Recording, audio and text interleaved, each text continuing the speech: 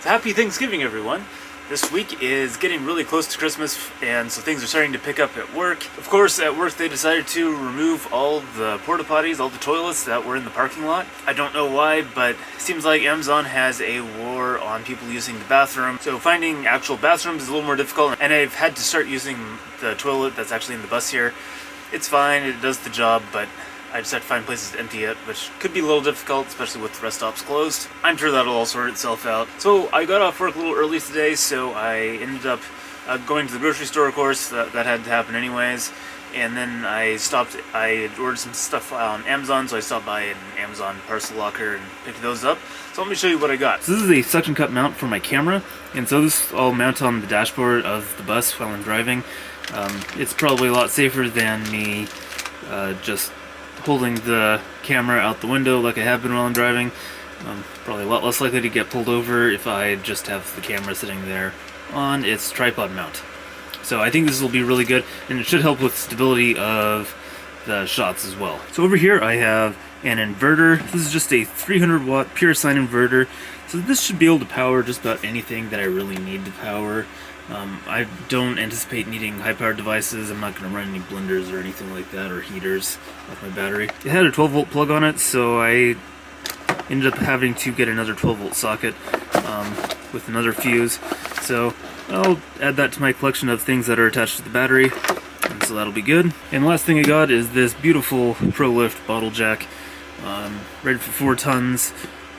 Who knows if that's actually accurate or not, but I won't need it to lift anywhere near that amount. Obviously, the bus weighs about 7,500 pounds, the way it's loaded right now, and I'll only need it to change tires and stuff like that, so it only has to lift about a quarter of the bus's weight. So this should be plenty. Only problem with it is, like most of the less expensive bottle jacks, it's a little bit on the small side. So I'm going to get some concrete blocks to jack it up. The taller bottle jacks were just way outside my price range, and so I figure I can just get this and a couple concrete blocks. I have plenty of places to store that, so that should work great. I'm going to get my inverter hooked up because the biggest reason I got that was so I could use my piano. It seems kind of silly to have a piano and only be able to use it when I'm running the generator, and it's actually been sunny lately, so I haven't had to run the generator, but that means I haven't been able to play the piano either. So I'll do that and get that hooked up right now.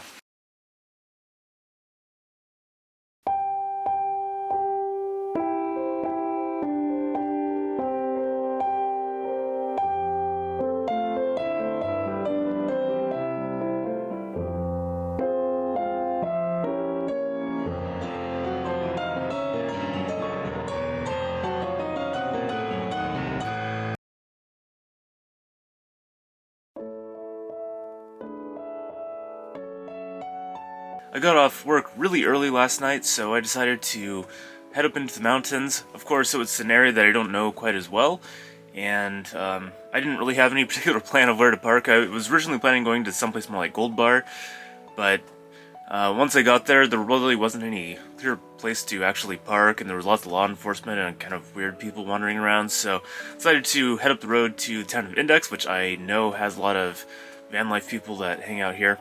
Because they have a big climbing wall and lots of other, just general outdoor activities, so I figured this would be a really good place to stop for the night, and it was. I am next to the railroad tracks though, so periodically trains come by, but I'm kinda used to that, it doesn't bother me too much.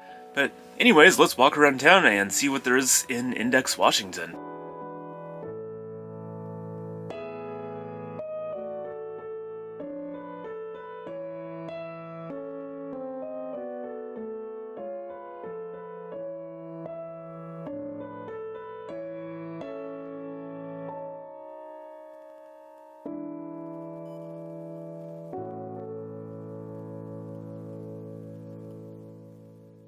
The town of Index, Washington was founded in 1890 as a mining town, although the lumber industry soon moved in as well, but neither of these ventures were particularly profitable or important for the town of Index, because the mines were never very profitable and the lumber industry cut down all the trees fairly quickly. But instead, a quarry popped up on the outskirts of town, and that produced high-quality stone goods such as the marble staircase in Olympia, the capital of Washington state. Eventually, though, the quarry was shut down, and Index became the hotspot for climbing and outdoor activities that it is today. Index is still a small town, and it has an excellent small town feel. There aren't a lot of shops, but the people are very friendly here, and there are just a ton of outdoor activities that you can participate in, such as whitewater kayaking, of course climbing where the quarry used to be, and hiking because there are just tons of trails in the area. It's worth a visit just turning off and stopping by in the town of Index. So I've walked down pretty much every street in the town of Index. It's a really cute town, but I'm going to actually go across the bridge here. Looks like there's a county park with some hiking trails, so we'll go check that out, see what it's about.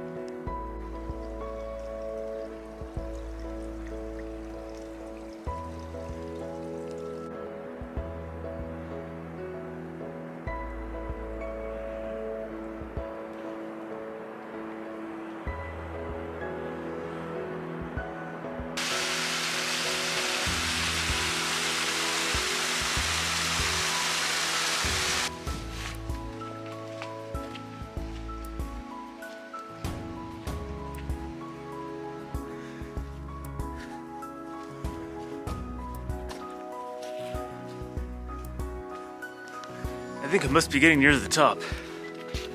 The trees are thinning out a little bit and I don't see as much hill above me anymore.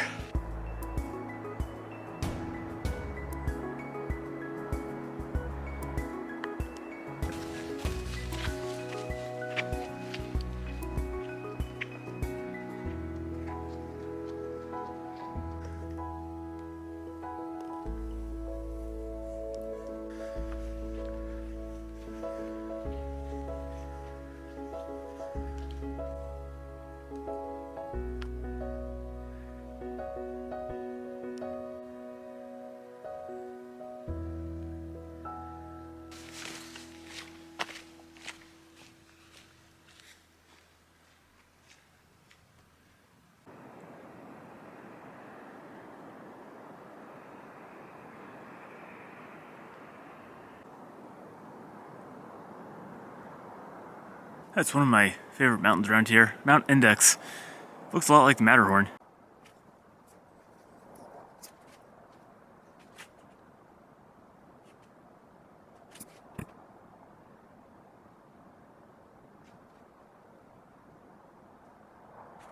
That was a fun hike. It was about 4 miles total, I believe. So I just ate lunch and I'm actually gonna head out towards the climbing area. Just kind of wanted to see what that area looks like.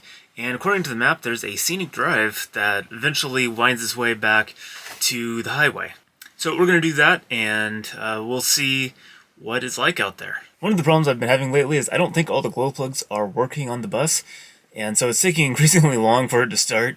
We'll see how this goes, but I apologize ahead of time to the town of Index for all the raw diesel I'm about to introduce into the environment.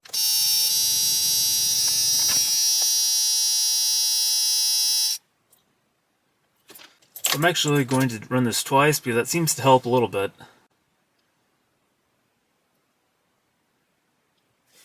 And here we go.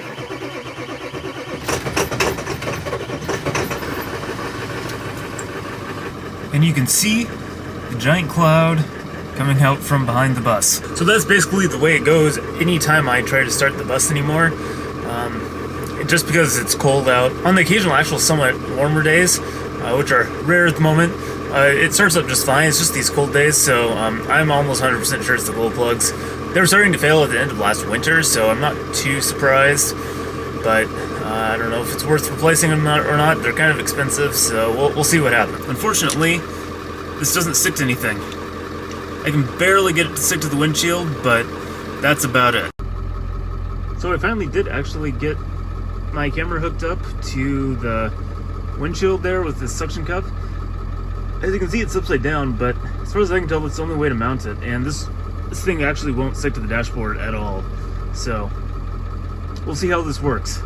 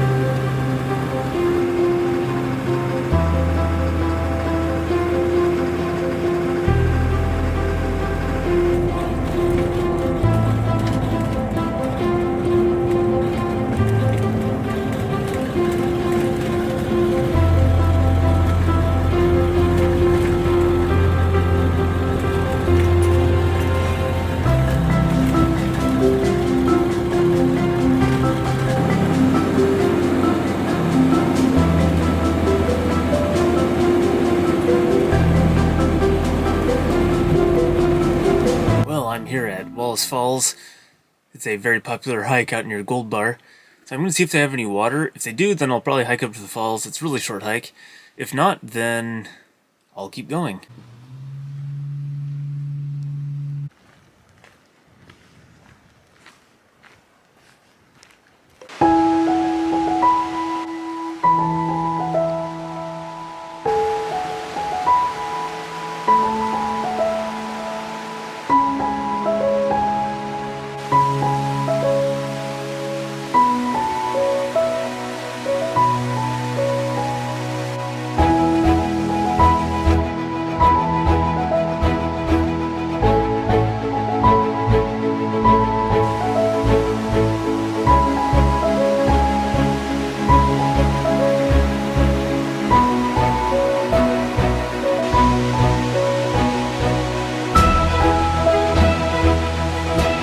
Well, I made it up to the middle set of the falls, and then things started getting just ridiculously crowded.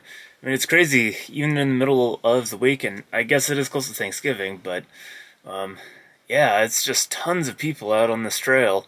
I know it's a busy trail, and it's a very popular one, but I don't think it was this busy last time I was out here, and that was a weekend, so...